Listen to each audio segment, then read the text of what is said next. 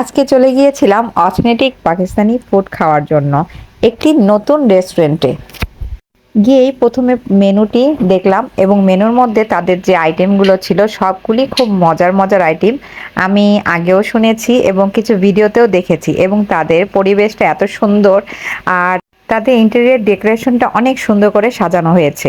আমি খাবারগুলো অর্ডার করে ফেললাম যা যা খাবো, এবং ওয়েলকাম ড্রিঙ্কস এসে পড়লো। এর কিছুক্ষণ পরে খাবারগুলো চলে আসলো। চাপলি কাবাব, বিফ শেক, মালাই কাবাব, চানা ডাল, তারপর নিয়েছিলাম নান, প্লেন নান নিয়েছিলাম, আর সাথে ছিল আমরা অর্ডার করেছিলাম সফট ড্রিঙ্কস। বিফ শেক মালাই মাখানটা এত সফট ছিল এবং এটা অনেক জুসি টাইপের ছিল। এটার প্রাইসটা ছিল 480 টাকা। আর চানা ডালটা ছিল খুব ঝরঝরে এবং খুব মজার ছিল।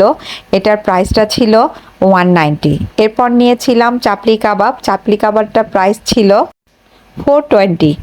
তো আমার কাছে এত ভালো লেগেছে, প্রত্যেকটা খাবার এত মজা ছিল, কি বলবো, কোনটা দেখে কোনটা খাবো বুঝতে পারছিলাম না।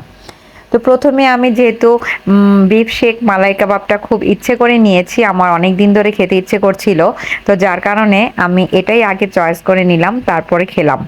আর অ্যাড্রেসটি হলো উত্তরা 13 নম্বর সেক্টর।